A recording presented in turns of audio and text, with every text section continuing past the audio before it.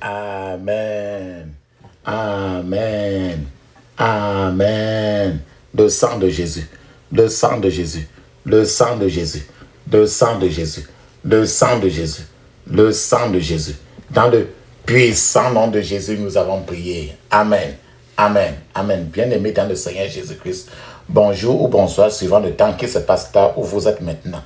Je suis apôtre Focam chrétien du ministère de Jean, chapitre 8, verset 32, du ministère de Jean, de John et Territory Ministry. Je suis votre partenaire de prière de tout le temps. Je suis votre partenaire de prière de tous les jours. Encore que la grâce et la paix de notre Seigneur Jésus-Christ soient avec vous et toute votre famille. Amen. Avant que nous ne commencions notre thème de prière aujourd'hui, je vais vraiment vous exhorter de mettre une cuillère à café d'huile d'onction dans votre bouche. Rincez votre bouche avec. Laissez-la durer au moins 2 minutes avant de l'avaler après. Mettez un peu d'huile d'onction dans votre paume de main. Que vous frottez votre paume de main suffisamment, frottez votre front, touchez vos cheveux, touchez votre nombril avec l'huile d'onction. Ce que vous avez fait, faites la même chose pour vos enfants et pour n'importe qui. Avant que les enfants aillent à l'école, avant qu'ils n'aillent dormir, et vous-même, avant que vous ne sortez pour aller quelque part au travail, ou bien quoi que ce soit. Soyez habitués à tout cela. La Bible nous dit très bien dans 1 Thessaloniciens, chapitre 5, verset 17, il est écrit, priez continuellement. Priez continuellement. Priez continuellement. Ou bien priez sans cesse. Parce que nous devons prier sans cesse. C'est parce qu'il faut prier sans cesse que notre thème de prière aujourd'hui, c'est ce que j'ai appelé les problèmes ministériels courants. Les problèmes ministériels courants. Ou encore les pertes ministérielles. C'est-à-dire que les pertes ministérielles. À ce moment, je vais parler avec vous, je vais partager avec vous Matthieu 22, Matthieu chapitre 22, verset 14, il est écrit, car il y a beaucoup d'appelés, mais peu d'élus. Il y a beaucoup d'appelés, très peu d'élus. Il y a très peu d'élus. Donc ça veut dire que il y a d'appelés, mais pour au moins que Dieu choisisse les gens. Il y a les gens qui ne sont jamais choisis. C'est les pertes ministérielles. Pourquoi les gens? Comment pouvons-nous détecter les preuves du manque de délivrance sur quelqu'un? Comment peux-tu détecter qu'un pasteur, qu'un homme de Dieu, une femme de Dieu n'a pas été libéré, n'est pas délivré? Alors c'est le problème que nous posons aujourd'hui, et après de ça, on va prier. Puisque nous devons prier, on finit toujours par la prière. Donc, examinons les problèmes courants que l'on trouve dans la vie de ceux qui ne parviennent pas à obtenir la délivrance de la servitude de leur fondation. Ceux qui ne sont pas libérés de l'esclavage et de la servitude de leur fondation. Comment peux-tu, qu'est-ce qui te permet de voir ça en eux? La première des choses, c'est la multiplication des problèmes. Pour connaître quelqu'un qui n'est pas délivré de sa fondation, qui n'est pas passé par une délivrance par une délivrance fondamentale, une délivrance de sa fondation, tu vas voir que les problèmes de la personne sont trop multipliés. En fait, avoir un seul problème déjà dans la vie, en tant que pasteur, en tant que ministre de Dieu, est déjà assez grave. Avoir maintenant plusieurs problèmes est tout simplement pire. Et c'est ce que quand la personne n'est pas délivrée, il va de problème en problème. Montrez-moi un pasteur qui n'a pas fait sa délivrance de la servitude fondamentale.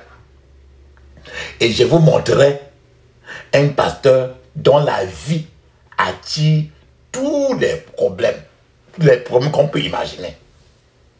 Donc, si tu regardes autour de toi, tu vois cet exemple. C'est assez simple pour que tu comprennes que la personne n'est jamais, qu'elle ait 20 ans, 30 ans, 40 ans. Tu vois, les morts tragiques sont dans sa maison, dans sa famille. Tout ce qui est imaginable, c'est parce que lui, il n'a jamais été délivré réellement. Mais s'il fait 20 ans, 40 ans, 50 ans, 60 ans de ministère, le problème est resté le même. Un tel pasteur dépensera son énergie.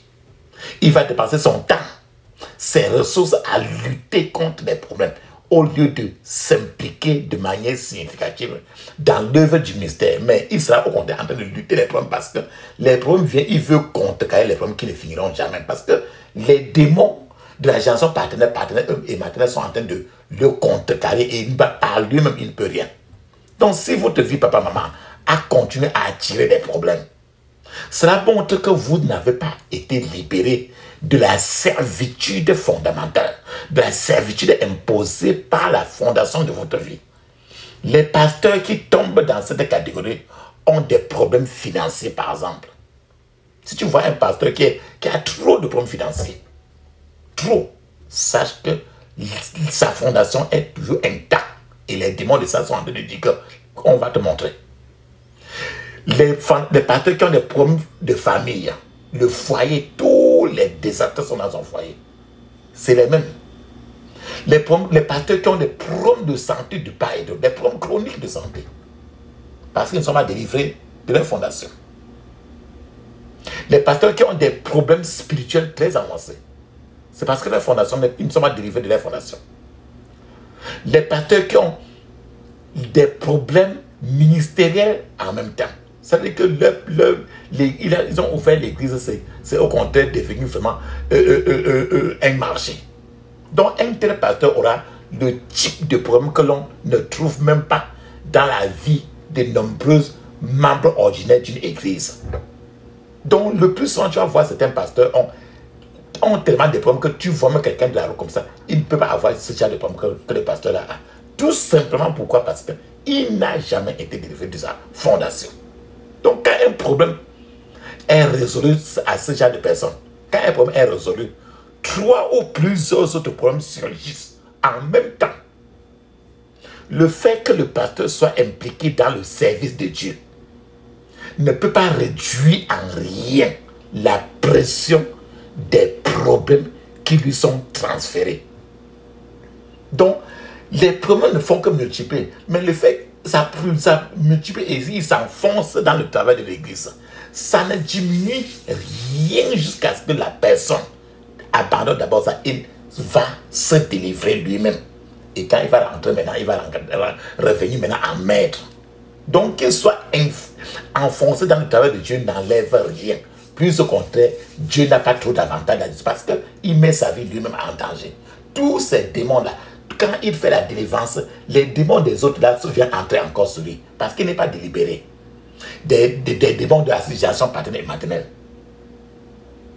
C'est juste que de tels pasteurs parviennent à garder certains des problèmes sous silence. Mais les problèmes sont multipliés toujours. De telles personnes sont rarement capables d'accomplir leur destinée ministérielle parce que les problèmes sont multipliés. Donc de multiples problèmes finiront par faire naufrage de l'église de ce pasteur-là. D'un pasteur, si rien n'est fait pour le dériver de la servitude liée à sa fondation.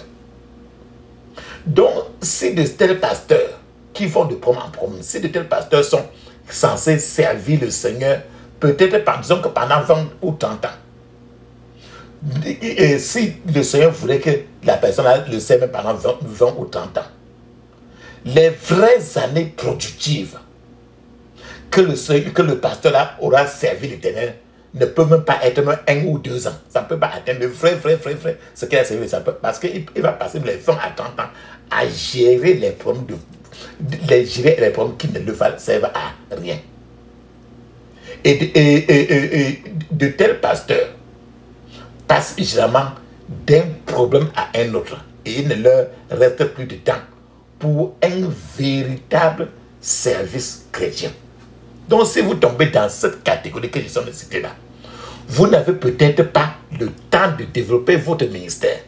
Même si Dieu vous a doté de tous les dons spirituels que vous avez. Dieu vous a... Et de multiples problèmes vous feront sentir comme si vous n'aviez aucun don. C'est-à-dire que les problèmes vont vous arriver, tu vas te dire, ben, est-ce que les gens vont douter même si tu es vraiment un pasteur en tant que tel. Parce que les problèmes qui t'arrivent sont très grands et tu n'es jamais délivré. Et aussi, regarde un peu si la personne est mariée. Son conjoint, sa femme, ou bien son mari, donc son conjoint va créer beaucoup de problèmes dans la vie de la personne. Et les beaux-parents, maintenant de la personne, vont créer encore, les beaux-parents vont commencer à créer beaucoup de problèmes. Et rien ne fonctionnera simplement parce que vous n'avez pas nettoyé votre fondation. Je vais vous donner à ce moment un témoignage d'un pasteur. Il y avait un pasteur qui avait de multiples problèmes parce qu'il n'avait pas nettoyé sa fondation. Il n'avait pas fait la délivrance de sa fondation. Il était encore dans la servitude de sa fondation. Ce pasteur a commencé son ministère sur une bonne note. Il a commencé son œuvre pastorale sur une bonne note. Son église a grandi.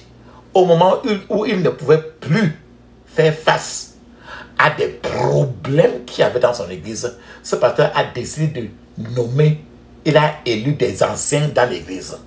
Cependant, ces anciens qu'il a élus dans l'église sont devenus si puissants qu'ils ne pouvaient plus, que le pasteur lui-même ne pourrait plus les contrôler. Donc, après avoir profité des avantages du leadership ministériel, ces anciens-là ont décidé de s'unir ensemble pour limoger le pasteur principal qui a même créé l'église. Donc, les 16 anciens ont invité le pasteur principal à une réunion d'urgence au cours de laquelle ils ont annoncé leur intention de le contraindre à démissionner de la direction active de l'église. Assez étrangement, le pasteur principal qui a ouvert l'église n'avait en réalité que 32 ans à cette époque-là. Il s'est demandé pourquoi ces anciens de son église devaient décider de le forcer à prendre sa retraite. Donc il s'est mis, ce jeune pasteur principal s'est mis en colère et il a déclaré devant tous les anciens, il a dit: puisque je suis celui que le Seigneur a utilisé pour vous nommer ancien de cette église, je révoque cette nomination. Je révoque cette nomination au nom du Père, du Père, au nom du Fils et au nom du Saint-Esprit. Maintenant, les anciens de l'église maintenant ont répondu au pasteur. Ils ont dit: non, c'est impossible. Nous rejetons l'annulation de notre nomination au nom du Père, du Fils et du Saint-Esprit. Papa, maman, il y a eu une bagarre ouverte entre les anciens de l'église et le pasteur principal. C'est ainsi que l'église s'est écroulée. L'église a fermé ses portes. Ce pasteur principal a décidé de prendre un nouveau départ ailleurs. Le pasteur est parti pour une autre ville, dans une autre ville de ce pays, et a ouvert maintenant une nouvelle église là-bas. Maintenant, la nouvelle église qu'il a ouverte là-bas a grandi et les choses avançaient très bien dans l'église. La tragédie a frappé encore cette église-là lorsque le pasteur a décidé de procéder au baptême de l'eau pour certains gens, certains jeunes convertis dans cette église-là. En réalité, ce qui s'est passé, c'est que la première, quand ils sont partis au bord d'un marigot, de l'eau, la première candidate au baptême était une femme enceinte qui est venue là pour se baptiser. Au moment où le pasteur principal a plongé la femme enceinte dans l'eau, la femme enceinte a glissé de ses mains et a disparu dans l'eau. Personne ne l'a prévu. Le pasteur principal a fait des efforts très élevés. Mais la femme enceinte avait disparu et on ne pouvait plus la retrouver. Les autres candidats qui étaient là, attendaient à se baptiser, sont devenus très nerveux. et ont décidé d'affronter ce pasteur-là, cet homme de Dieu. Et ils s'étaient persuadés qu'il était une part de responsabilité dans ce qui était arrivé à la femme enceinte. Les gens là-bas ont décidé à l'humanité d'appeler la police. Et la police est venue, on a arrêté le pasteur là. Et cet épisode a marqué la fin de sa tentative encore de fonder une église dans cette ville-là. Papa, après ces deux épreuves que le pasteur-ci a fait, ce pasteur principal, il est parti maintenant, il a fait une troisième tentative pour fonder encore une autre église. Dès que l'église fut lancée et que les membres, les gens ont commencé à affluer beaucoup dans l'église, ce pasteur encore fut impliqué dans un terrible scandale. En fait, le pasteur a commis une immoralité avec la femme de son chauffeur. Et la femme de son chauffeur, elle a couché la femme de son chauffeur. Et la femme de son chauffeur est tombée enceinte. Et les démons de l'enfer se sont déchaînés maintenant derrière le dossier. Papa, maman, c'est à ce moment-là que ce pasteur principal a remarqué qu'il avait besoin d'un conseil, qu'il avait besoin des prières. Et quand il est parti voir un autre pasteur, ce pasteur lui a demandé pourquoi tout cela t'est-il arrivé. Et ce pasteur lui a posé comme parle-moi un peu de tes parents. Et ce pasteur principal lui a dit que mon père est le chef de tous les marabouts féticheurs de mon village. Et maintenant, le frère lui a dit maintenant que bon, ton père t'a donné en une alliance. Ton père t'a consacré à plusieurs idoles. Et cette consécration qu'on t'a mis en toi à cause de ton père a fait ça. Et ce qui fait que quand ton père a fait ça comme ça, là, les démons de ton père vont te barrer. Ces consécrations parlent maintenant contre toi. Papa, maman, beaucoup d'entre nous aujourd'hui sous-estiment le pouvoir de la consécration. Il y a des gens dont le père il est parmi les 9 du village. On a consacré le père 9 du village. Ça veut dire que si tu es son enfant, ou bien l'enfant de son enfant, ça veut dire que l'enfant est déjà consacré aux démons du village. Lorsque vous consacrez quelque chose à une idole, l'idole va exercer les droits légaux et les droits spirituels sur ce qui est consacré. Encore une fois, lorsque vous consacrez quelque chose à Dieu, Dieu défendra sa gloire et son nom.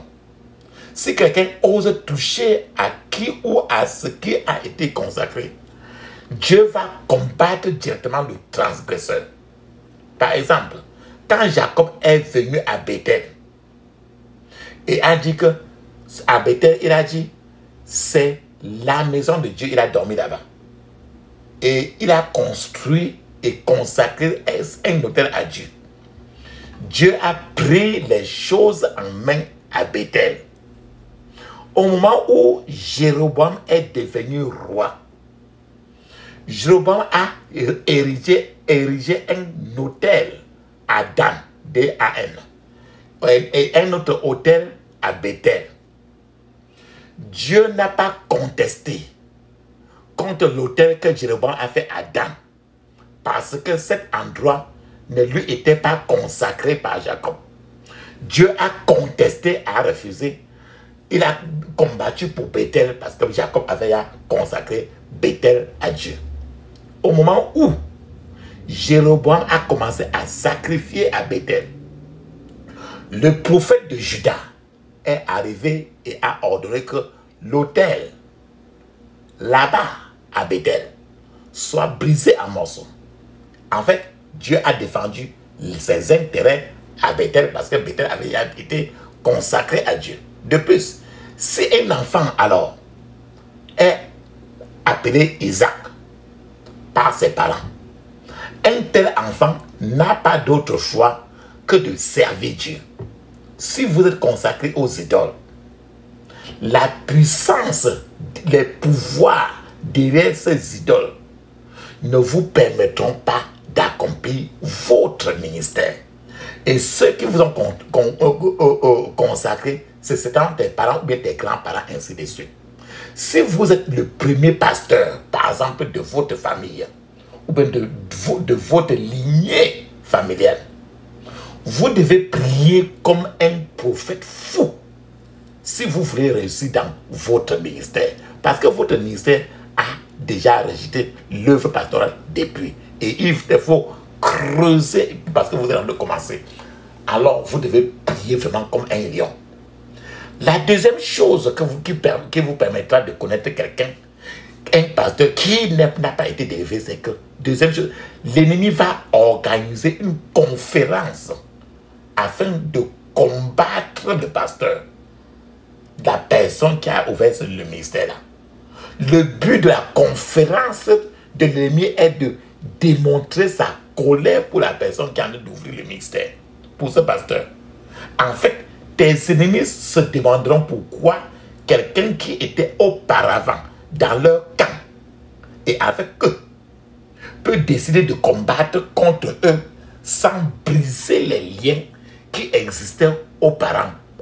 Parce que les alliances, les pactes sont là et les pactes ont été faits par des grands-parents, parents côté paternel comme maternel.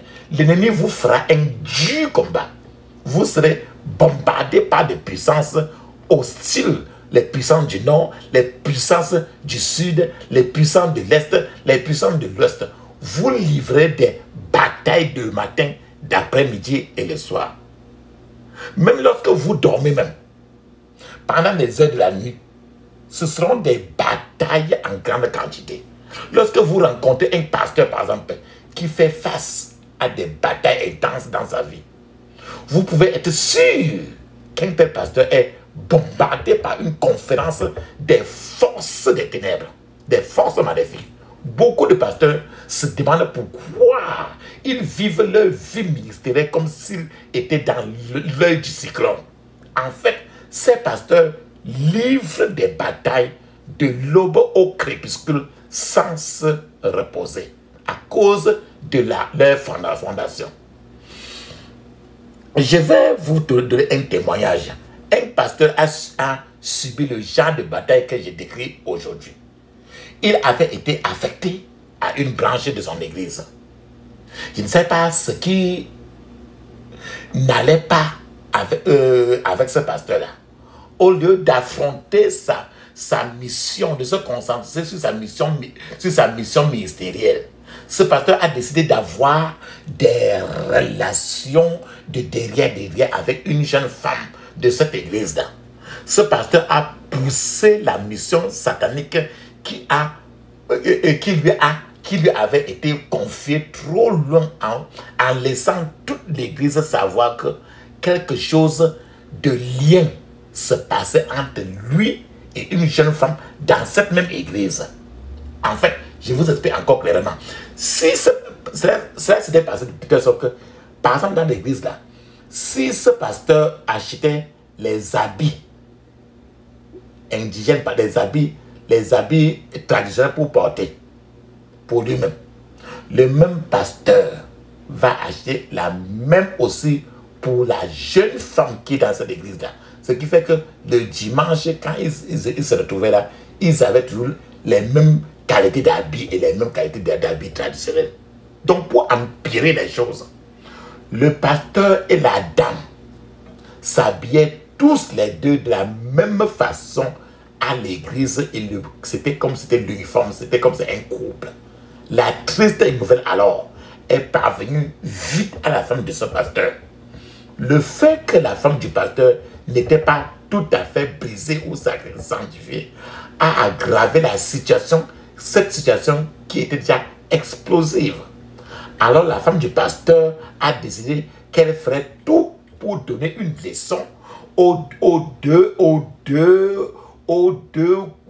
personnes qui sont en train ou deux petits ou deux oiseaux. Donc maintenant, la femme du pasteur a étudié attentivement et a tracé, et les a retracés, tous les deux à l'un des services du culte. Et la femme du pasteur est devenue furieuse lorsqu'elle a découvert qu'ils étaient tous les deux ce jour-là habillés du même tissu traditionnel comme un uniforme. Alors, la femme du pasteur s'est précipitée vers le devant de l'église, a pris la cloche de l'église avec le poing fermé, a frappé cette cloche-là sur le front de son mari et le mari s'est effondré sur place. Maintenant, la femme du pasteur s'est précipitée très vite vers la dame et a frappé suffisamment et a déchiré la robe de la dame. C'est ainsi que le diable, papa, maman, a déshonoré ce pasteur qui aurait eu un ministère merveilleux. La situation a forcé ce pasteur à passer maintenant par une délivrance des fondements. C'est dans ce processus maintenant de prière, lui-même seul, qu'il a découvert qu'il venait d'une famille très terrible. L'une des caractéristiques communes de sa propre lignée familiale était que régulièrement, dans sa lignée familiale, les gens de sa famille disparaissaient et qu'il n'y avait aucune trace de la mort ou de la vie de cette personne. Le pasteur a pu passer par une délivrance liée à sa fondation. Pendant qu'il a découvert que son passé était terrible. Alléluia. Amen. La troisième chose que je vais vous dire, pour que vous utilisez ça pour voir si quelqu'un n'est pas délivré, si un pasteur n'est pas délivré. Par exemple, il y a trop de guerres, l'augmentation des guerres dans le corps de la personne. Augmentation de la guerre interne. J'explique encore le plus. Chaque fois que vous ne parvenez pas à vous délivrer de la servitude interne, de l'esclave, des choses qui sont dans votre corps, si vous n'arrivez pas à vous délivrer, vous subirez une augmentation dans le domaine de la guerre interne. L'une des batailles les plus difficiles dans la vie que tu vois là, difficile à gagner, est la bataille de la guerre interne. C'est ce qu'on appelle la guerre civile. Vous pouvez mener des batailles externes et gagner, mais il est difficile de faire face à des ennemis internes. Quand je dis interne, c'est pour ça qu'au début, je vous dis toujours, mettez l'huile d'onction dans votre bouche et avalez pour que ça entre à l'intérieur interne. Des choses qui sont entrées dans votre corps d'une manière ou d'une autre depuis que vous êtes même qu'on vous a construit. Lorsque vous luttez contre les ennemis de l'intérieur de vous, vous aurez du mal à sortir victorieux des batailles de la vie. Un pasteur, par exemple, qui doit faire face à des myriades d'ennemis intérieurs, finirait par être un perdant. Le chemin le plus court vers le pays de l'échec, c'est l'autoroute de la guerre interne accrue. Ce qui fait qu'à l'intérieur, là, quand ça ne va pas, le pasteur ne peut pas s'en sortir. Mais à ce moment, je vais vous donner un témoignage maintenant. Il y a le cas de l'un des plus grands évangélistes, un grand évangéliste au Nigeria. C'est-à-dire que pour cet évangéliste, avant de donner sa vie à Jésus-Christ, il appartenait pratiquement à tous les sectes connus au Nigeria. Les sectes, tu sais que quand tu as la secte, il y a des choses qui sont entrées dans toi. Entrées, et c'est là, donc, depuis 20 ans, 30 ans. Donc, avant qu'il ne donne sa vie à Jésus-Christ, il appartenait pratiquement à presque toutes les sectes qui sont sur place dans tout le Nigeria. Donc, ce qui fait que ce pasteur avait avalé des choses terribles avant de donner sa vie à Jésus-Christ. C'est pour ça que je vous ai dit toujours, mettez d'abord quelque chose dans votre bouche. Le sang, l'huile d'onction. Donc, ce pasteur a donné sa vie, s'est abandonné pour la délivrance. Cependant, au cours de sa délivrance, pendant qu'il priait lui-même beaucoup, il avait complètement oublié qu'il avait avalé beaucoup d'oiseaux sataniques. Le temps qu'il servait le diable, il a oublié qu'il avait avalé beaucoup d'oiseaux sataniques. Pendant qu'il traversait alors la délivrance, les oiseaux là, dans son corps, étaient fâchés et ont commencé à picorer ses intestins. Chaque fois que cet évangéliste priait agressivement, ces oiseaux maléfiques s'agitaient et commençaient à picorer ses intestins. Cet évangéliste a dû être transporté même d'urgence à l'hôpital le plus proche. Et la plupart de ses intestins même, on a dû couper la plus grande partie de ses intestins pour qu'il vive même. Plutôt que de se contenter de prier, papa, maman, optez pour la délivrance totale. Et la guerre intérieure va cesser. Vous verrez certaines prières, délivrance totale de ministériel. Vous ferez des prières comme ça. Priez ça pour vous libérer. La quatrième chose pour laquelle vous devez voir si quelqu'un n'est pas délivré, c'est le fait de ne pas être délivré en tant que pasteur va mener à l'échec du ministère de la personne. L'échec ministériel est inévitable pour les pasteurs qui négligent la délivrance de la servitude fondamentale. Servitude liée à leur passé. De tels pasteurs essaieront souvent le ministère itinérant et ils vont toujours échouer. À cause du fait que Jason partenaire maternel est toujours derrière eux. Si ces gens de pasteurs essaient le ministère prophétique, être un prophète de part et d'autre, cela va toujours, ils vont toujours tomber. Si ces gens de pasteurs essaient la ligne pastorale pour être un pasteur dans une église, tous les gens de l'église vont quitter. L'église va commencer toujours à diminuer jusqu'à ce que l'église va commencer à être une maigre poignée de personnes. Donc si ton église ne grandit jamais, on part, cela veut dire que il y a votre fondation est un grand problème. Votre génération partenaire ou partenaire, c'est un très grand problème. Si c'est le genre de pasteur qui tombe dans cette rubrique, s'ils sont même des administrateurs dans l'église ou bien administrateurs même dans un lieu de travail, leur mandat sera caractérisé par un échec scandaleux. Ils vont subir trop de scandales. Si vous envoyez de tels pasteurs dans une ville où il y a un réveil ministériel, le feu de réveil là-bas va s'éteindre parce que leur présence, ils ont les démons de ça à l'intérieur qui ne savent pas, ça va faire que ça ne doit pas marcher. En fin de compte, le mot échec sera inscrit avec audace à la fin de la carrière ministérielle de ce genre de pasteur. Vous ne pouvez pas commencer avec une fondation démoniaque et devenir un pasteur prospère sans travailler sérieusement sur votre fondation.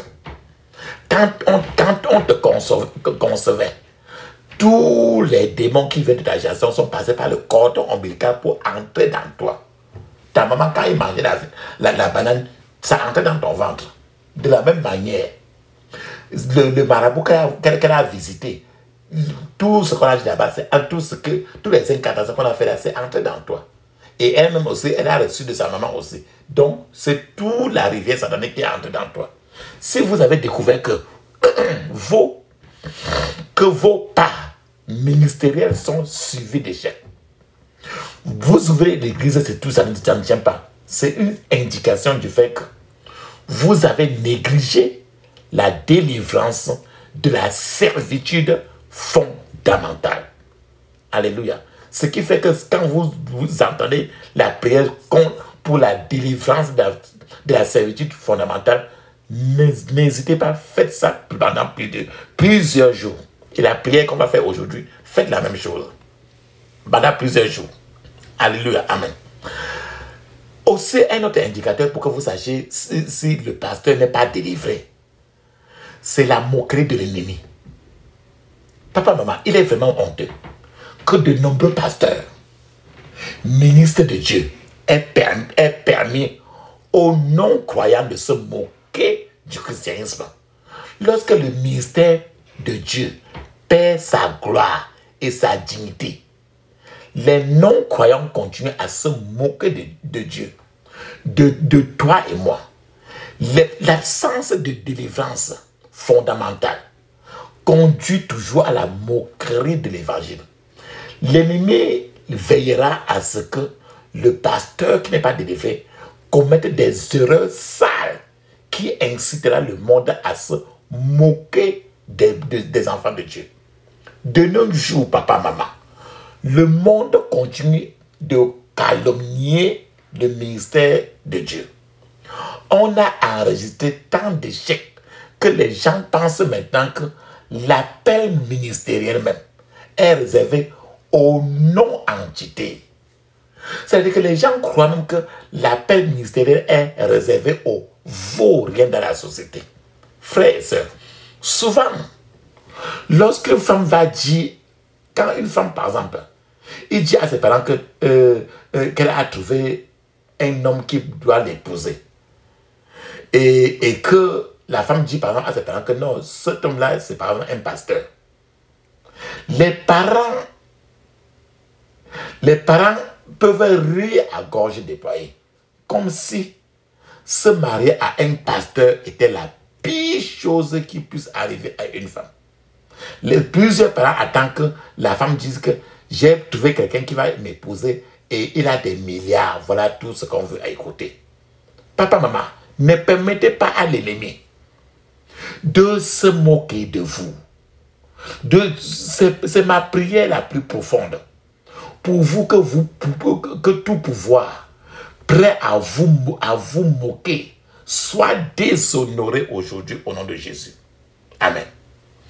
Un autre point, papa, maman, qu'il faut regarder pour un pasteur qui n'est pas délivré et qui veut de l'aide, qui a besoin de l'aide, c'est que il y a ce qu'on appelle le transfert de joug, le transfert des problèmes. En fait, écoutez très bien, chaque fois que la délivrance est censée être faite dans une église, ou bien ou quoi que ce soit, dans une église où le pasteur lui-même n'est pas délivré, et que cette délivrance est évitée par le pasteur. Le pasteur lui-même n'est pas délivré, mais dans son église, il y a délivrance.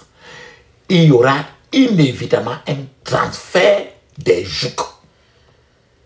C'est-à-dire que le pasteur n'est pas délivré, mais dans son église maintenant, il y a délivrance.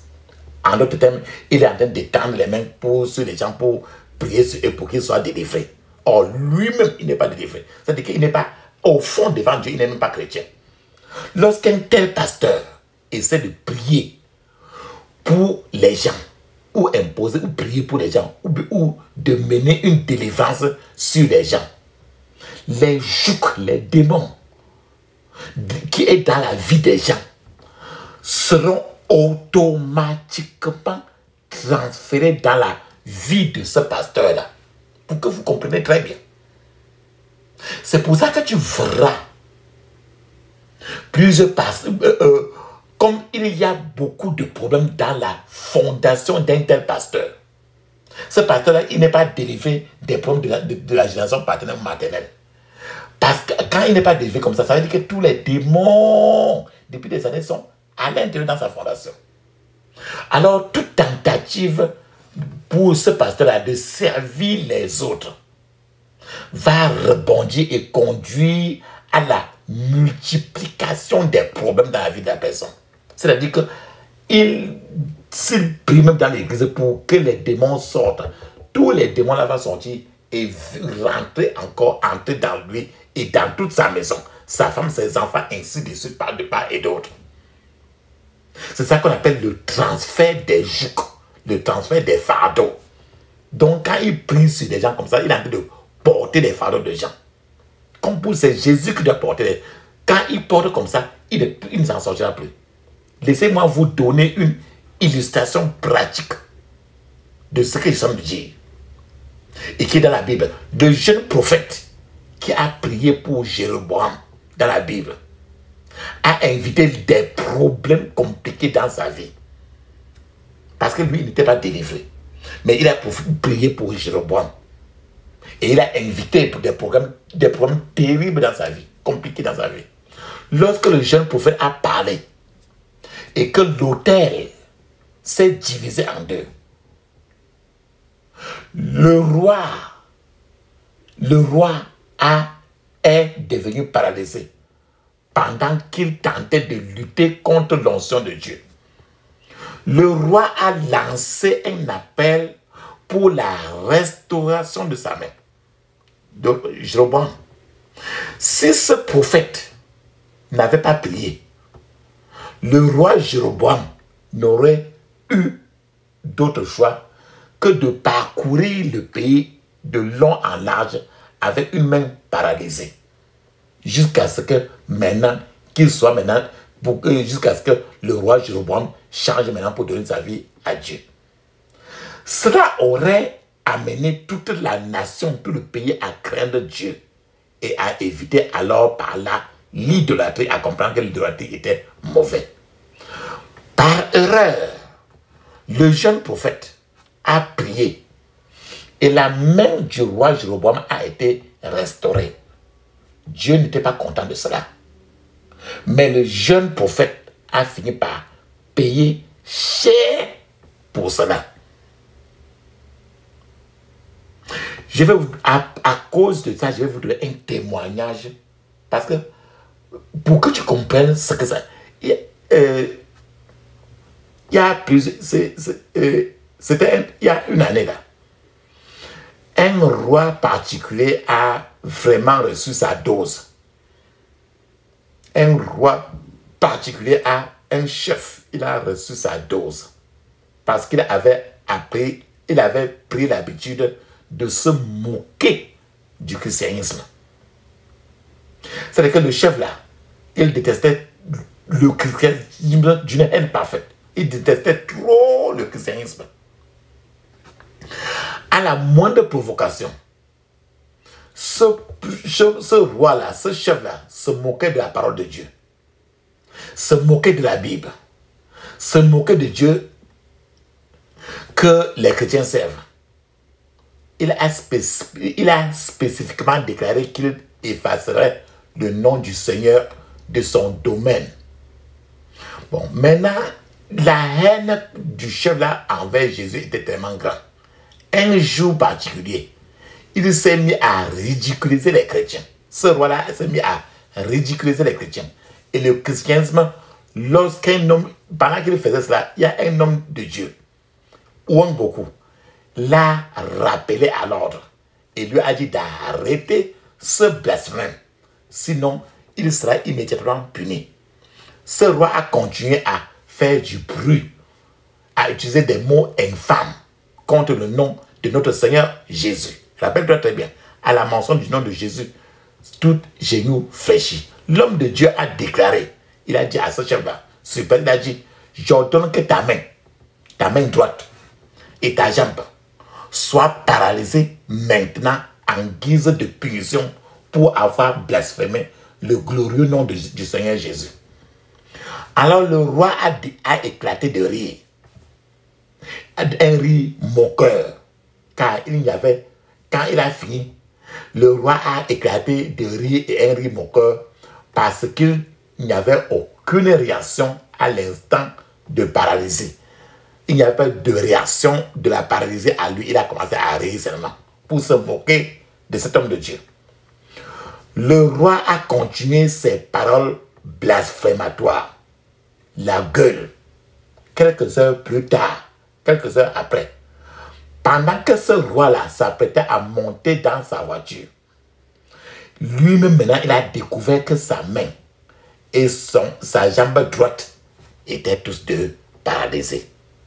Maintenant, le plus puissants prêtres féticheurs et les maîtres occultistes furent convoqués pour aider ce roi.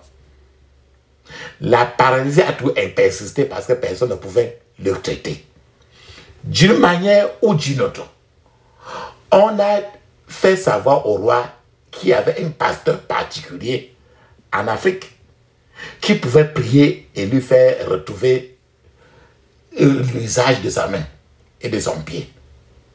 Jusqu'à ce que les pieds là et les mains là reviennent normalement. Dans son désespoir, ce roi a envoyé chercher cet homme de Dieu en Afrique. Malheureusement, le pasteur là, en Afrique, on a appelé ce pasteur-là en Afrique. Malheureusement, ce pasteur-là n'a pas consulté le Seigneur.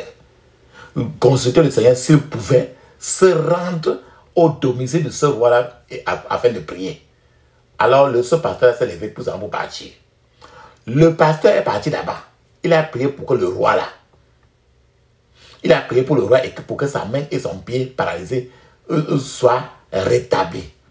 Et quand il a prié, je vous dis toujours que le Seigneur honore son nom. Il a prié ainsi.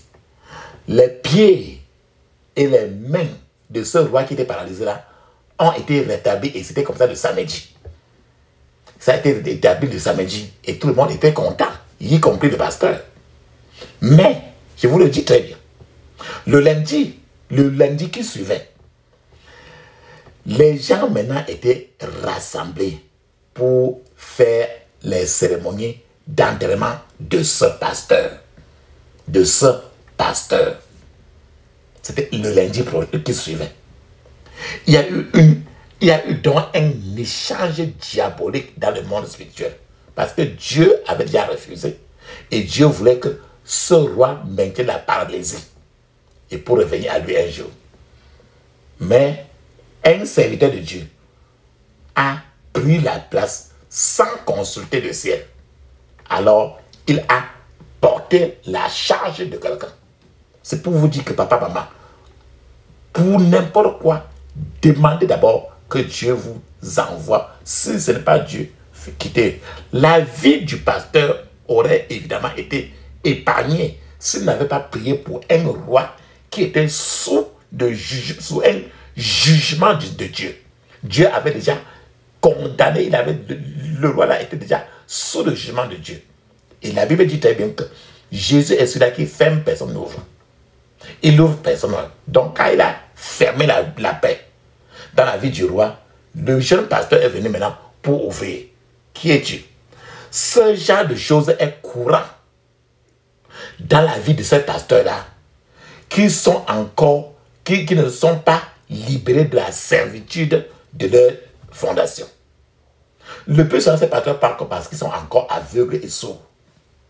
Ils sont aveugles et sourds.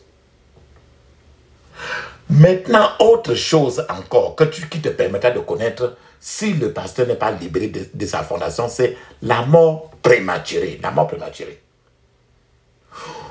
Papa, maman, vous courez le risque d'une mort prématurée si vous avez vu la nécessité d'une délivrance de la servitude de votre fondation, mais que vous avez évité ou refusé de faire cela. Papa, maman, regardez un peu les réseaux sociaux, les journées. Vous devez voir que les pasteurs et les ministres de Dieu occupent trop de pages nécrologiques. Les pasteurs meurent maintenant entre 30 et 40 ans d'âge. La mort prématurée est devenue une caractéristique courante dans le cercle ministériel, dans les églises. Papa, maman, un collègue pasteur a récemment informé son ami qu'il venait d'enterrer l'un des pasteurs qui sont sous sa direction. En fait, ce pasteur est décédé à l'âge de 26 ans. La mort prématurée est le produit de la servitude de la fondation. Une autre chose, papa, maman. Quand un pasteur n'est pas libéré de la servitude de sa fondation. La prière, ses prières sont enterrées. L'autel de sa prière sont enterrés. Si vous avez besoin d'être délivré de la servitude fondamentale, de la servitude liée à votre fondation, mais que vous refusez de la rechercher, vos prières seront simplement enterrées. Vous serez peut-être occupé à prier du nuit et jour. Mais vous découvrirez que vos prières ne vont même pas au-delà du plafond de votre maison. Chaque fois que vous priez pour les autres, Dieu, dans sa miséricorde, vous accordera une réponse à la prière quand vous priez pour les autres. Dieu peut également répondre à de telles prières lorsque sa gloire dans cette prière-là est en jeu. Mais, voilà la différence. Lorsque vous criez à Dieu dans votre privé, pour vos besoins personnels, vos prières vont tout simplement monter au plafond là et retourner sur vous. Le problème des prières sans réponse peut être attribué à la servitude liée à la fondation de ce pasteur. En fait, si vous êtes un pasteur et qu'il n'y a aucun témoignage à montrer pour vos efforts dans la prière, ce qu'il faut comprendre, c'est que vous avez besoin de la délivrance liée à votre fondation.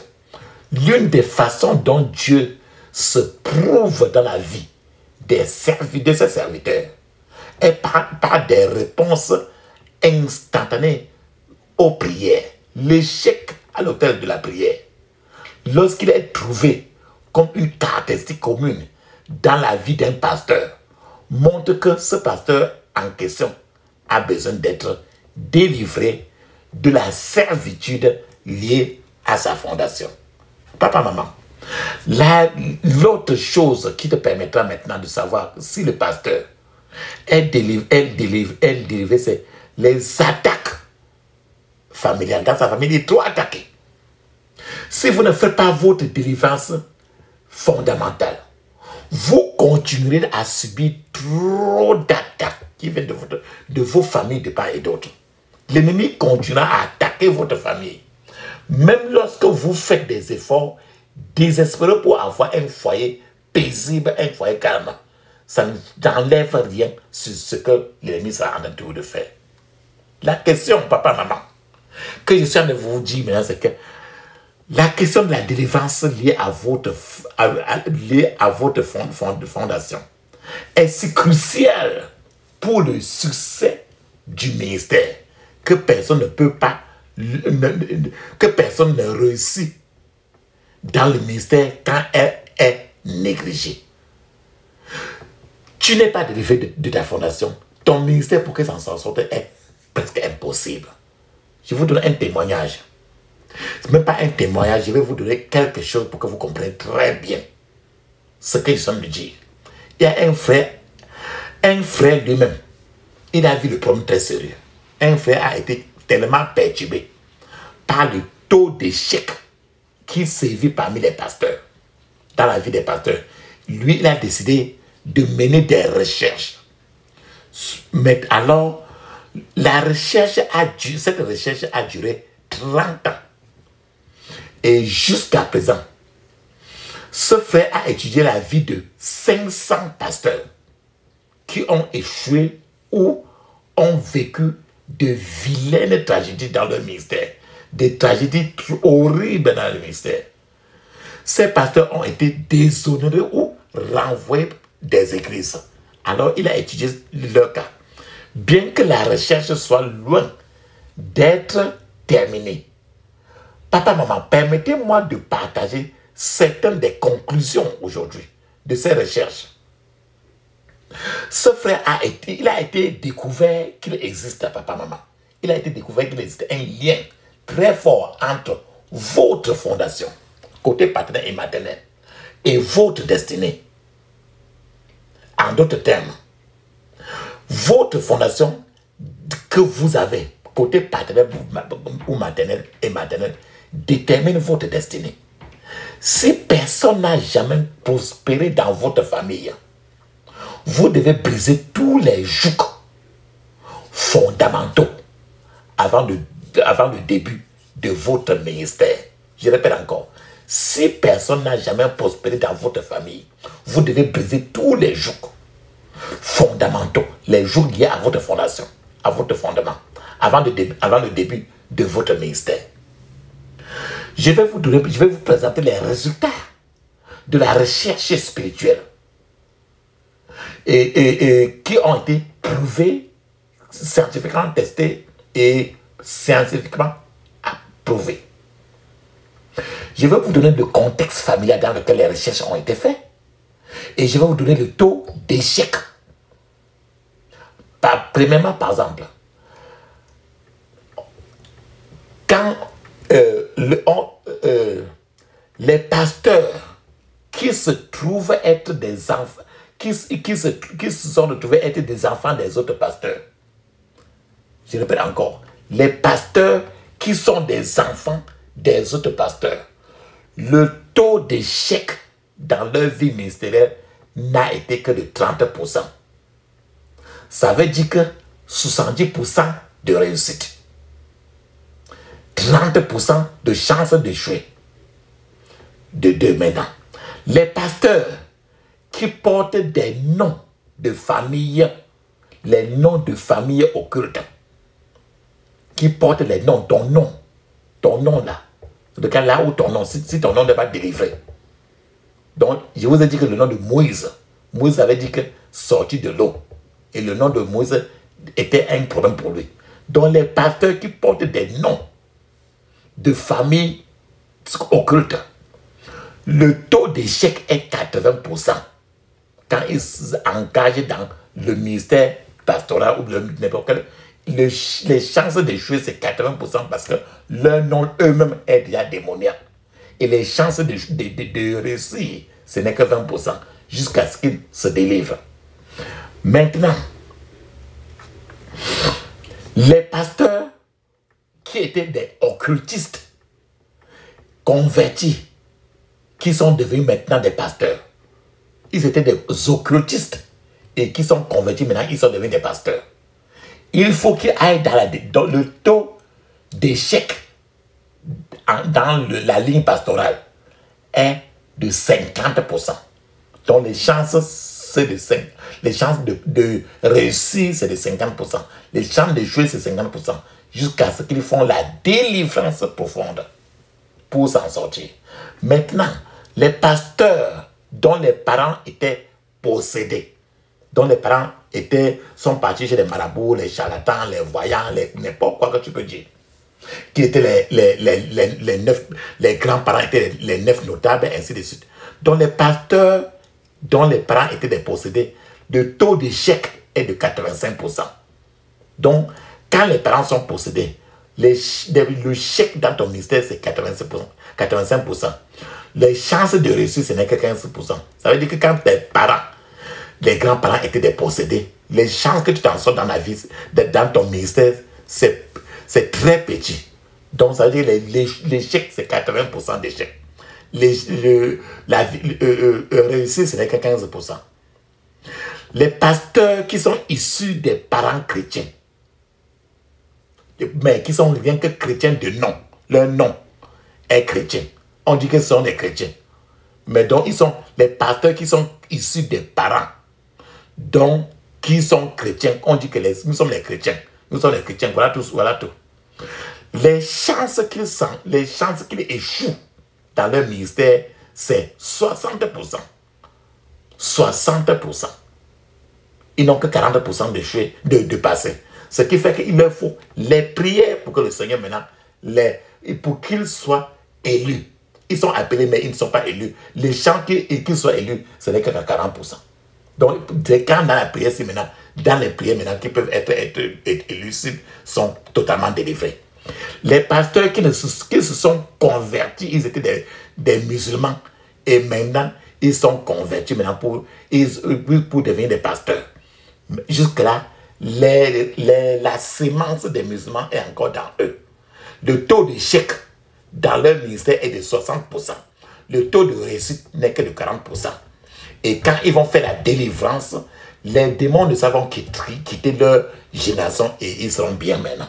Donc le taux d'échec était de 60% au regard de ces recherches. Il y a maintenant les pasteurs qui sont venus des zones. Par exemple, si tu es dans une zone où il y a l'eau là-bas, ou bien dans une île, dans une zone où il y a l'eau, ou bien dans votre voisinage, il y a l'eau. Tu sais que quand il y a l'eau, il y a les mailles de nuit, les femmes de nuit, la position, si tout est élevé là-bas, tous ces démons-là sont là-bas. Donc les pasteurs qui sont nés dans les zones riveraines de l'eau, le taux d'échec dans le ministère, c'est de 80%. Et quand tu vas prier trop maintenant, ces démons-là vont quitter. Il y a maintenant des pasteurs qui sont issus des foyers polygames. Si tu regardes, par exemple, dans ta génération paternelle et maternelle, il y a eu quelqu'un qui était polygame. Avec ça, tu comprends. Alors, ce à quoi tu donnes, les pasteurs qui sont issus des foyers polygames, les taux de chèque dans le ministère de ces pasteurs-là, c'est de 75%. Et ils n'ont que 25% de réussite s'ils ne se délivrent pas.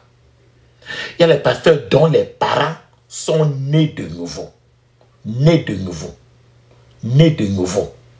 Quand les parents d'un pasteur sont nés de nouveau, le taux de chèque n'est que 9%.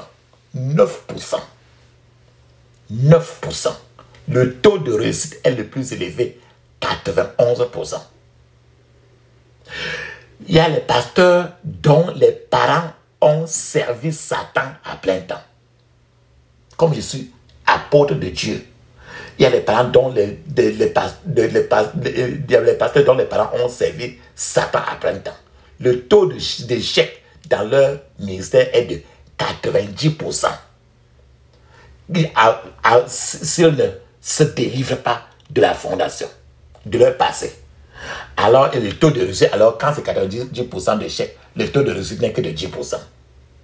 Papa, maman, il y a longtemps, un pasteur d'une église pentecôtiste est allé voir un autre frère pasteur pour avoir l'aide. À son égard, à son regard, le frère a pu détecter que l'autre pasteur venait à lui avec un sérieux fardeau sur sa tête. Ce pasteur a ouvert la bouche et lui a raconté tout ce qui en souffre. L'homme de Dieu, voilà ce qu'il a dit. C'est comme ça un pasteur qui vient dire à un autre pasteur. Il dit ceci: homme de Dieu, j'ai un sérieux problème. Votre message aujourd'hui a touché ma vie. Je suis facilement touché par des messages enflammés comme le vôtre. Moi, je suis pasteur, mais je suis sous une sérieuse servitude. Le prédicateur a demandé comment. Le prédicateur s'est arrêté. Et il a regardé. Et ce pasteur qui disait au prédicateur, les larmes aux yeux. Quand il parlait comme ça au prédicateur, il a sorti le reste de sa cigarette, ce qu'on appelle le mégot, la cigarette dans sa poche. Il a sorti la cigarette de sa poche. Il a montré au prédicateur.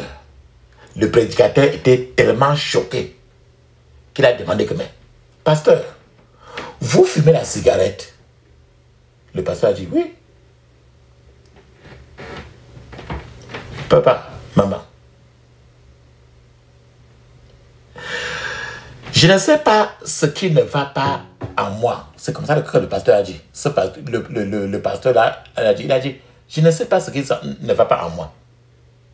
En tant que pasteur, je viens de découvrir que je suis quelqu'un trop adonné au tabac. Peu importe le sérieux des prières, je me retrouve toujours à avoir envie d'un bâton de cigarette avant de dormir. Je reste toujours agité jusqu'à ce que l'envie de fumer soit satisfaite avant que je sois tranquille. Le prédicateur maintenant est devenu curieux et a décidé maintenant à approfondir la question maintenant à ce pasteur qui est venu qui se confiait comme ça au pasteur, au prédicateur. Le prédicateur a dit, ben, s'il vous plaît, parlez-moi davantage de votre passé. Et le pasteur même là qui fume là dont je parle, il a dit, mon père est un charmeur de serpents. Et ma mère est la grande voyante de l'idole de l'eau et la plus puissante de mon village. Mon père est si puissant que si quelqu'un est mordu par un serpent, il récite des incantations et le poison sort du corps de la personne. Papa, maman, ce que tu as suivi ainsi, il a donné ce que son père est, ce que sa mère est. Tu ne peux pas, personne ne peut entrer dans le ministère avec un tel bagage et s'en sortir. Parce que tous ces démons-là, venant de son père, du grand-père, la grand-mère, vont lutter contre le ministère. Le fils d'un charmeur, de serpent et d'une prêtresse, d'un quoi, serait sans doute voué aux idoles. Le pasteur là qui fume là est consacré totalement aux idoles. Ce genre de personne ne peut pas devenir pasteur et accomplir son mystère sans être harcelé, combattu par les puissances démoniaques. C'est de ça que nous parlons. C'est-à-dire que c'est des choses, il subit, mais il ne sait pas là où ça sort. Parce que c'est la fondation, c'est la génération. Je vais vous parler des épreuves de Gideon, pour que tu comprennes encore de Gideon. Gideon est un bon exemple quand je parle de ça. Avant de pouvoir commencer la mission que Dieu lui avait confiée, Gideon a d'abord détruit les autels des idoles qui appartenaient à la maison de son père. Si Dieu vous a appelé à son service, vous ne pouvez pas réussir dans votre ministère n'importe lequel que si vous attaquez carrément contre la servitude qui est liée à votre fondation. Quand Dieu a appelé Gideon, il est d'abord allé, il a détruit les idoles qui le lient à son père pour qu'il voit maintenant clair. Mais si Dieu t'appelle, tu entres là, les idoles qui sont liées à la maison, à l'agence de ton père, ils t'amènent, ils vont lutter contre toi. L'acte de détruire les autels des idoles n'était pas la fin de l'histoire pour Gideon. Les idoles ont dû lancer une contre-attaque contre Gideon. Au moment où Gideon a abattu l'autel des idoles, il était juste et n'avait qu'une seule femme. Gideon était juste et n'avait qu'une seule femme. Maintenant, Gideon a défié les dieux de son village. Les a rendus furieux et est devenu victime d'attaques terribles. 40 ans plus tard, l'histoire de Gideon était passée de la gloire à la honte. Il dit 40 ans plus tard, l'histoire de Gideon est passée de la gloire à la honte. Gideon est tombé de la grâce vers les herbes. Il est parti de quelqu'un de très haut à quelqu'un de rien du tout, dans la boue. En fait, Gideon a épousé de nombreuses femmes, alors que Gideon était monogame, très fidèle à Dieu. Gideon a subi les états. Il a épousé, bien après 40 ans, il a épousé de nombreuses femmes. Et Gideon a eu 70 enfants, alors que Gideon devait avoir une seule femme. Comme si cela ne suffisait pas, Gideon a pris une concubine. Une concubine bordée encore dehors, qui lui a donné naissance à un seul enfant. Et maintenant, l'enfant de la concubine là, a tué tous les autres enfants de Gideon. Finalement, Gideon s'est retrouvé de nouveau, retourné dans la pauvreté d'où Dieu l'avait retiré. Voilà le ministère de Gideon, qui est parti de la pauvreté, aller jusqu'à haut et rentrer à la pauvreté. C'est ce qui peut se passer quand l'on évite d'être délivré de la servitude de sa fondation. Les dommages peuvent être dévastateurs. De tous les prophètes envoyés sur la terre par Dieu, aucun prophète n'est aussi grand que Moïse. Moïse était un libérateur. Moïse était un porte-parole du Tout-Puissant. Moïse était un législateur, un homme qui a eu le rare privilège de voir Dieu face à face. Néanmoins, Moïse est quelqu'un qui a souffert des conséquences du manque de délivrance lié à sa fondation. Moïse a parlé à Dieu face à face. Moïse a eu des moments intimes dans la présence de Dieu. La présence régulière de Moïse devant Dieu et le fait qu'il était hautement oint n'ont pas empêché Moïse d'être attaqué par les puissances venant de la génération de son père. Bien que Moïse ait été l'homme le plus humble sur la terre, sur la face de la terre, Moïse n'était pas exempt, n'était pas épargné de la colère. Moïse a hérité un tempérament violent de son père. L'héritage de Moïse qu'il a eu de son père Lévi, il a hérité la violence.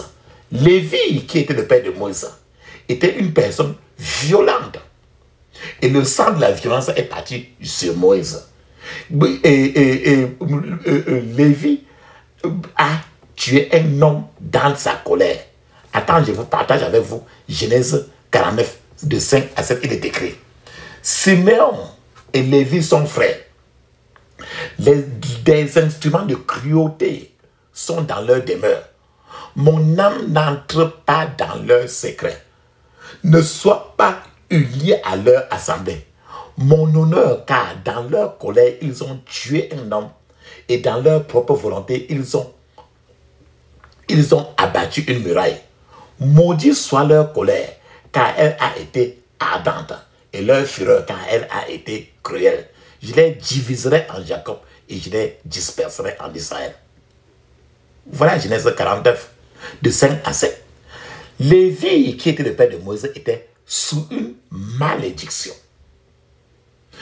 Étant une incarnation de la colère et de la volonté propre. Malheureusement, Moïse venait d'une lignée où la colère venant de son père coulait dans le sang du peuple, de tout le peuple, pas Moïse seul. La colère fut transmise à Moïse. L'héritage de Moïse était la colère venant de son père. Pour aggraver les choses, le père de Moïse, la mère de Moïse, étaient tous deux de la même lignée. Ça veut dire que colère papa, colère maman. Ça veut dire colère fois deux. Donc tous les deux colères étaient entassés sur un seul Moïse. Attends, je partage avec vous Exode 2, verset 1 à 2, il est écrit. Or, un homme de la famille de Lévi prit pour femme une femme qui était aussi de la famille de Lévi. Elle devint enceinte et mit au monde un fils. Quand elle vit combien l'enfant était merveilleux, elle le cacha pendant 3 mois. Frères et sœurs, une malédiction ancestrale fut prononcée sur Lévi. Et cette malédiction qui a été prononcée sur Lévi, cette malédiction a été transmise à Amram, qui était le père de Moïse. Le grand-père de Moïse était Lévi. On a transféré la malédiction sur Lévi. Et maintenant, cette malédiction est partie de Lévi maintenant sur Amram. Maintenant, Amram qui a accouché Moïse. Donc Moïse a hérité de la malédiction d'Amram qui était son père. Attends, je partage avec vous Nombre 26, verset 5, il est écrit. Fils de Ruben, premier-né d'Israël, Enoch, de qui est issue la famille des Énochites. de Palo, la famille de Palolite. Bien que Moïse soit devenu un pasteur, bien que Moïse soit devenu un instrument exceptionnel entre les mains de Dieu, la colère et l'obstination l'ont accompagné dans son ministère. Parce qu'il a hérité. Et le gros fardeau de l'Éternel, c'était la colère. Colère venant de sa mère. Colère venant de son père. Il est étrange que Moïse ait suivi les traces de ses ancêtres avant de recevoir l'appel de Dieu. Attends, je partage avec vous. Genèse 49, verset 6, il est écrit que mon âme n'entre point dans leur conciliabule, que mon esprit ne s'unisse point à leur assemblée, car dans leur colère, ils ont tué les hommes. Et dans leur méchanceté, ils ont occupé les jarrets des taureaux. Lévi, l'ancêtre de Moïse, a commis un homicide involontaire. Papa, maman, la même colère féroce a jailli du cœur de Moïse dans Exode chapitre 2, versets 11 et 12. Attends, la même colère que Amram, Lévi, Amen, ça a jailli dans le cœur de Moïse. Je partage Exode 2, 11 à 12, il est écrit. Moïse grandit et devint un homme. Un jour, il rendit visite à son peuple et vit qu'il était obligé de travailler très dur. Il vit un Égyptien frapper un Hébreu, l'un des siens. Moïse regarda tout autour et vit que personne ne regardait. Alors il tua l'Égyptien et cacha son corps dans le sable. Donc, Moïse a tué un Égyptien lorsqu'il était en colère contre l'agression de son compatriote. C'est pour ça que je vous ai dit qu'il y a des communautés, il y a des familles, des villages dans de nombreux pays aujourd'hui où la colère est trop répandue. La colère est le mot d'ordre. Certains gens gardent des matraques même, les machettes, sous leur lit et ils sont prêts à tuer en toute impunité à la moindre provocation. Ce que l'Égyptien a fait était mal. Mais comme Moïse nourrissait le démon de la colère féroce dans son cœur, Moïse a tué la victime comme un oiseau. Ce point faible est resté en Moïse pendant 40 ans, après avoir commis le meurtre. Je suis en train de vouloir vous dire qu'à moins que vous ne passiez par une délivrance de la servitude de votre fondation, un vieux problème peut surgir même après 50 ans. Le diable connaît l'histoire de vos ancêtres. Les moindres virgules de vos ancêtres, c'est pour ça qu'on parle d'esprit familier. Le diable n'est jamais pressé. Il peut attendre 40 ans. Le diable continuera à essayer toutes sortes de formules jusqu'à ce qu'il ait capturé une victime. Moïse a été déraillé par le pouvoir de la maison de son père.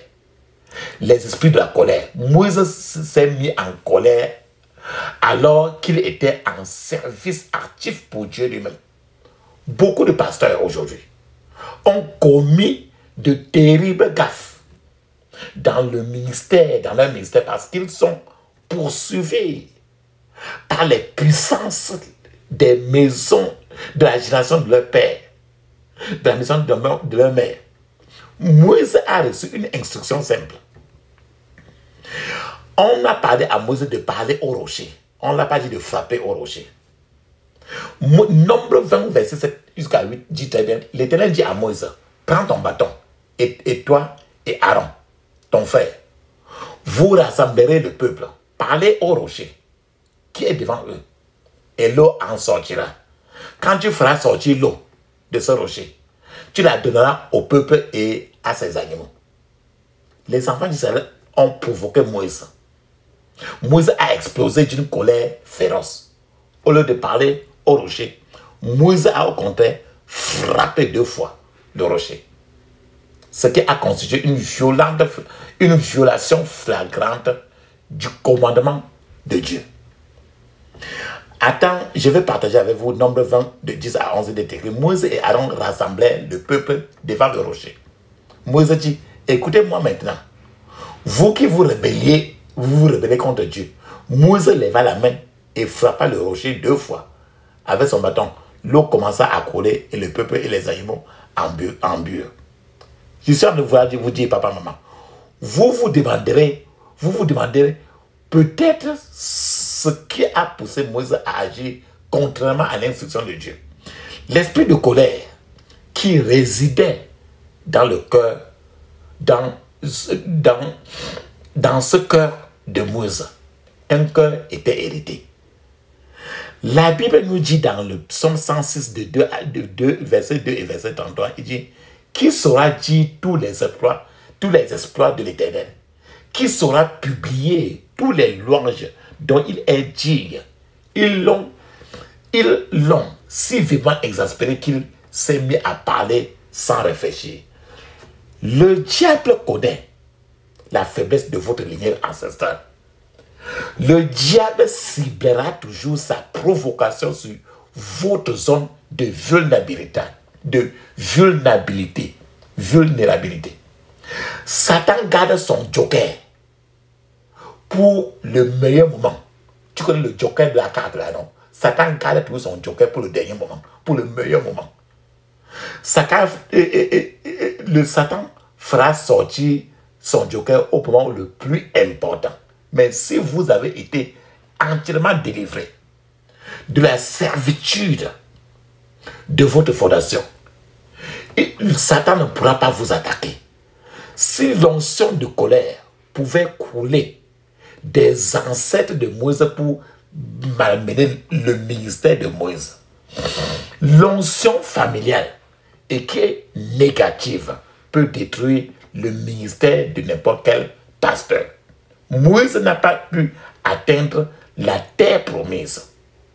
La servitude de la fondation ou les problèmes héritaires peuvent vous empêcher d'accéder à votre terre promise. Je vais vous prendre encore l'exemple maintenant du roi David. David est un autre personnage auquel nous devons prêter attention. La lignée de David a également souffert des conséquences de la servitude ancestrale. Plutôt que d'aller à la guerre, le roi David s'est détendu sur le toit du palais. Le roi David était en train de rincer son cœur dépravé en regardant, en espionnant une femme nue qui était en train de prendre son bain. David a commencé à espionner pour regarder la femme nue qui était en train de prendre son bain. Le roi David a fini par commettre l'adultère et le meurtre.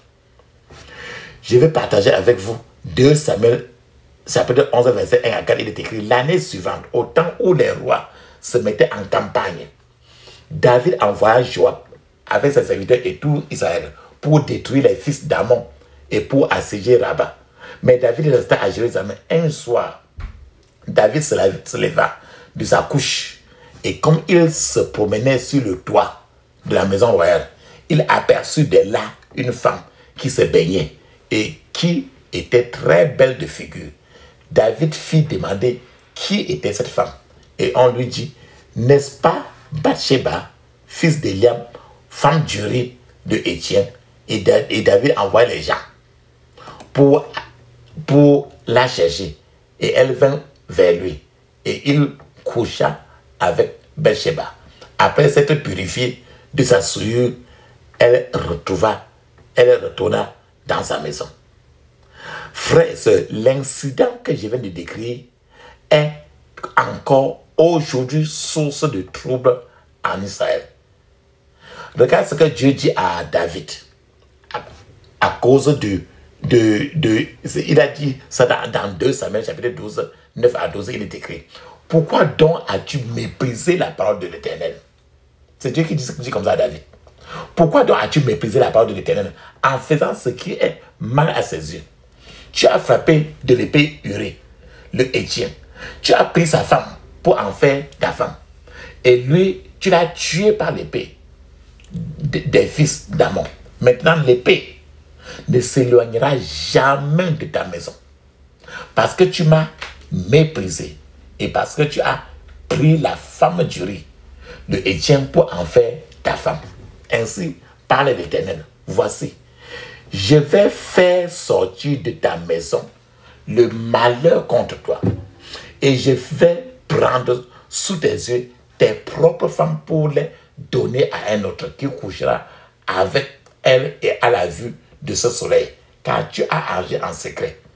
Et moi, je ferai cela en présence de tout Israël et à la face du soleil. Papa, maman, l'onction d'immoralité a été transmise de David à Salomon. L'onction de sexe. Aimer trop le sexe là, les femmes. Ça a été transmis de David à Salomon. L'onction a été couronnée lorsque Salomon lui-même a été intronisé roi. Quand on a intronisé le roi Salomon, c'est là où Salomon, pour les affaires de sexe, il a pris de trop de diplômes.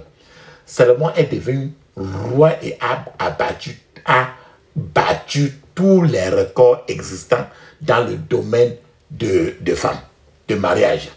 En fait, Salomon avait 700 femmes, 300 concubines. En d'autres termes, n'importe laquelle de ces femmes devait attendre 2 ans avant de pouvoir laisser Salomon entrer dans sa chambre.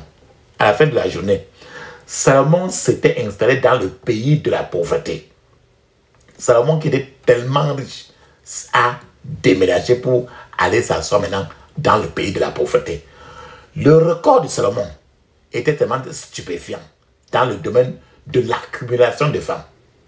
Et cela l'a rendu pauvre alors qu'il ne devait pas goûter à la pauvreté toute sa vie.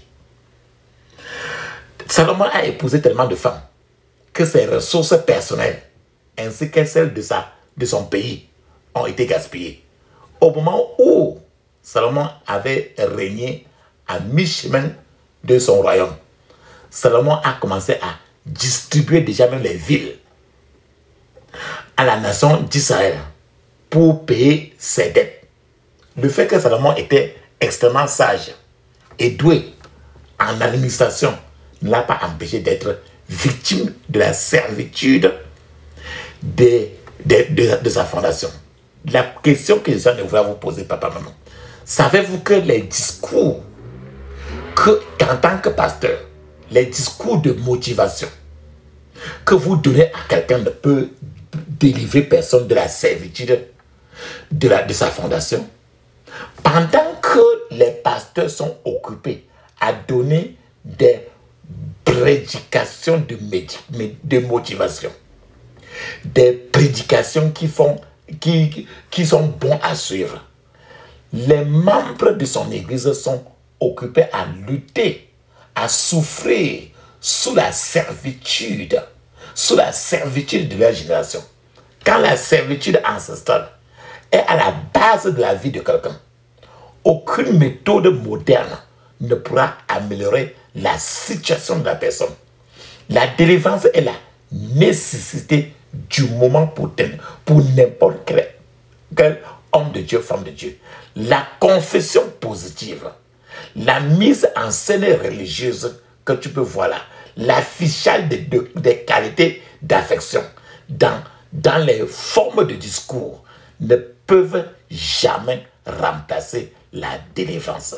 Ce dont toi et moi nous avons besoin aujourd'hui, c'est une délivrance totale de la servitude liée à la fondation. Donc, en tant que pasteur, en tant qu'homme de Dieu, ministre de Dieu, vous devez rechercher la délivrance totale de toute forme de modèle familial maléfique. C'est une parabole. C'est ce que nous avons besoin. Les pasteurs languissent. Les hommes de Dieu languissent dans la fosse. Seules les prières de délivrance les sortira de cette fosse. La puissance est dans le sang de Jésus. La puissance est dans le sang de Jésus. La puissance est dans le sang dans le sang du roi des rois. La puissance est dans le sang de Jésus. La puissance est dans le sang de Jésus. La puissance est dans le sang de Jésus. La puissance est dans le sang du roi des rois. La puissance est dans le sang de Jésus. La puissance est dans le sang de Jésus. La puissance est dans le sang de Jésus. La puissance est dans le sang du roi des rois. La puissance est dans le sang de Jésus. Alléluia, amen. Ferme tes yeux, ouvre ta bouche. Dis ceci. Je couvre mon esprit, mon âme, mon corps et toutes mes possessions du sang de Jésus. Je couvre mon esprit, mon âme, mon corps et toutes mes possessions du sang de Jésus. Dans le puissant nom de Jésus, j'ai prié. Amen. Ouvre tes yeux, ferme ta bouche. Dis ceci. Ferme les yeux, ouvre ta bouche maintenant. Dis ceci. En présence de ceux qui demandent où est mon Dieu. Oh Dieu, lève-toi et manifeste ta présence au nom de Jésus. En présence de ceux qui demandent où est mon Dieu. Oh Dieu, lève-toi et manifeste ta puissance au nom de Jésus. Dans le puissant nom de Jésus, j'ai prié. Amen. Ferme tes yeux, ouvre ta bouche. Crie, dis ceci. Toute porte de pauvreté, je te ferme au nom de Jésus. Toute porte de pauvreté, je te ferme au nom de Jésus. Toute porte de pauvreté, je te ferme au nom de Jésus. Dans le puissant nom de Jésus, j'ai prié. Amen. Ferme tes yeux, dis ceci. Tout esprit de pauvreté, je t'enterre au nom de Jésus. Tout esprit de pauvreté, je t'enterre au nom de Jésus. Dans le puissant nom de Jésus, j'ai prié. Amen. Ferme tes yeux, ouvre ta bouche. Crie, dis ceci. Toute flèche tirée contre ma destinée, meurt au nom de Jésus. Toute flèche tirée contre ma destinée, meurt au nom de Jésus. Dans le puissant nom de Jésus, j'ai prié. Amen. Papa, maman, mets maintenant, place ta main droite, la paume de ta main droite au-dessus de ta tête. Ouvre ta bouche, dis ceci. Tout esprit de l'eau et tout esprit de stagnation, lâche ton emprise sur moi, au nom de Jésus. Tout esprit de l'eau et tout esprit de stagnation, lâche ton emprise sur moi, au nom de Jésus. Dans le puissant nom de Jésus, j'ai prié. Amen. Ferme tes yeux, ouvre ta bouche. Dis ceci. Toute main maléfique qui a été imposée sur moi, toute main maléfique qui a été imposée sur moi, soit enlevée au nom de Jésus. Soit enlevée au nom de Jésus. Dans le puissant nom de Jésus, j'ai prié. Amen. Dis ceci. Toi, mal d'estomac. Toi, mal de tête. Toi, typhoïde. Toi, hémorragie. Toi, diabète. Toi, hépatite. Toi, cancer. Toi, hypertension. Toi, convulsion. Reçois le toucher de guérison au nom de Jésus. Reçois le toucher de guérison. Dans le puissant nom de Jésus, j'ai prié. Amen. Ferme tes yeux. Ouvre ta bouche. Dis ceci. Toute échelle d'échec ministériel. Toute échelle d'échec ministériel soit brisée au nom de Jésus. Toute échelle d'échec ministériel soit brisée au nom de Jésus. Dans le puissant nom de Jésus, j'ai prié. Amen. Pose maintenant encore ta main droite sur ta tête. Ferme tes yeux, dis ceci. Tout destructeur silencieux. Tout destructeur silencieux.